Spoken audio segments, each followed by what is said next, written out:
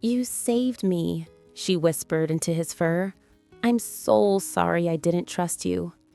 Goliath's tail wagged once, slow, gentle, forgiving. 6 months later, Claire got a new job in her hometown. She moved into her own place 10 minutes from her parents. But every Sunday, she brings Nyx and Goliath back to the house. Margaret bakes them homemade dog treats. Robert built them a custom ramp so they can get on the couch easier. And every night, without fail, Goliath checks on Margaret before lying down. The same dog everyone said was too big, too expensive, too much. He became the reason Margaret is still alive.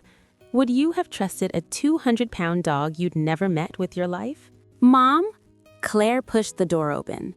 Margaret was unconscious on the floor beside her bed, her face pale, her breathing shallow.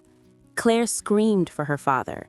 Robert called 911 while Claire knelt beside her mother, holding her hand, whispering, "Stay with me, Mom. Please stay with me." The paramedics arrived in 6 minutes. They stabilized Margaret and rushed her to the hospital. The doctor later explained she'd had a severe diabetic episode. Her blood sugar had dropped dangerously low while she slept. "If you hadn't found her when you did," the doctor said quietly, "we'd be having a very different conversation." Claire looked at Goliath, who sat in the hospital parking lot with Robert, his massive head resting on his paws, waiting. "We didn't find her," Claire whispered. "He did." When Margaret came home 3 days later, the first thing she did was sit on the floor and wrap her arms around Goliath's thick neck. Robert walked in, burst out laughing, and declared it officially a takeover. "This is ridiculous," Margaret said, trying to sound angry but failing to hide the smile creeping onto her face. Here's something most people don't know. Mastiffs were originally bred over 5,000 years ago to guard Roman emperors and fight alongside soldiers in battle. But despite their intimidating size, they're known as gentle giants because of their incredible patience with children and their instinct to protect without aggression. Slowly, Margaret softened. She started sitting on the floor and letting Nyx rest her enormous head on her lap. Robert began sneaking them treats when he thought Claire wasn't looking. The house, quiet for 20 years, was once again filled with noise and life. Then came the night that changed everything. It was 2:34 a.m. on a Wednesday. Claire woke to Goliath barking, loud, urgent, desperate barks that shook the entire house. She ran downstairs and found him standing at her mother's bedroom door, refusing to move. Claire stood there with two massive creatures that looked like they belonged guarding a medieval castle. One dog's tongue hung out onto the welcome mat. The other let out a low rumble that shook the floor. "Claire?" Margaret's voice cracked. "What are those?" Robert stepped up behind her, wide-eyed. "Are they dogs or bears?" Claire laughed nervously. "Mom, Dad, meet Nyx and Goliath. We're going to be living here for a while." "Absolutely not," Margaret said immediately. But Claire had already walked past them, and Nyx and Goliath trotted inside happily as if the house had always belonged to them. The first week was war. Margaret stepped over them in protest, muttering about destroyed furniture and bankruptcy. Robert calculated food costs on a notepad, shaking his head. The dogs, meanwhile, were thrilled. They believed couches were beds and humans were furniture. One evening, Margaret sat on the couch knitting. Goliath placed his full 200-pound body right beside her and pushed her into the corner as if she weighed nothing.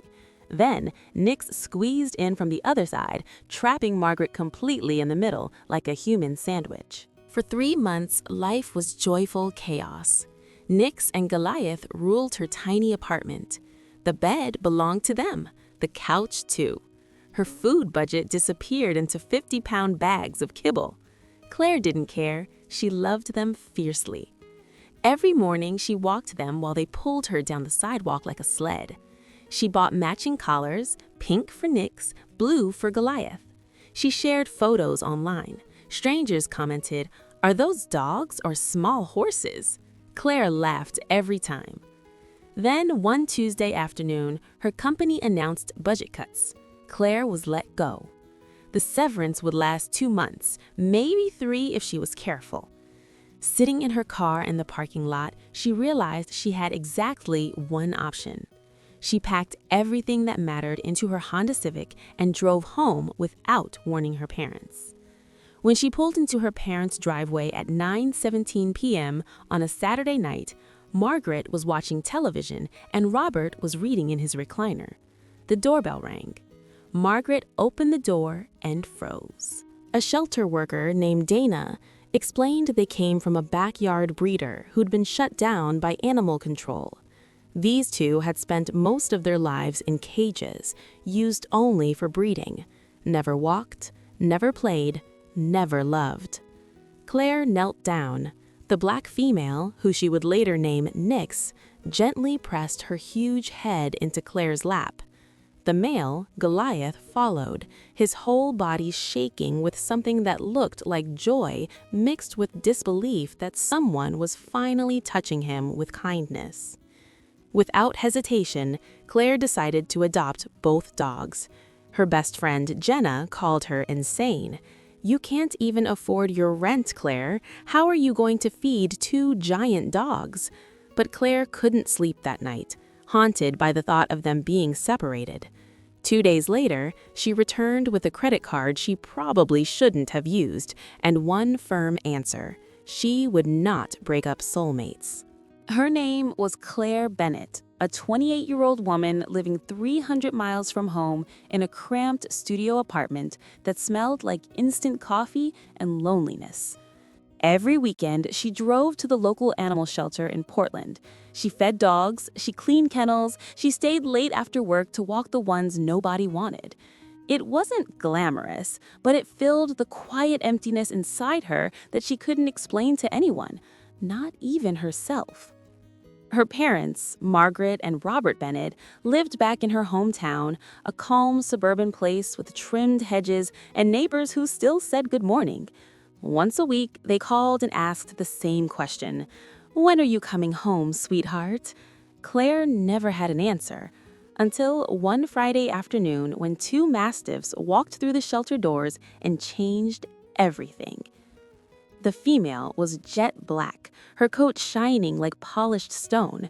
The male was a warm mix of caramel and gold, his massive paws hitting the concrete floor like distant thunder. Each weighed close to 200 pounds. Claire felt her heart stop.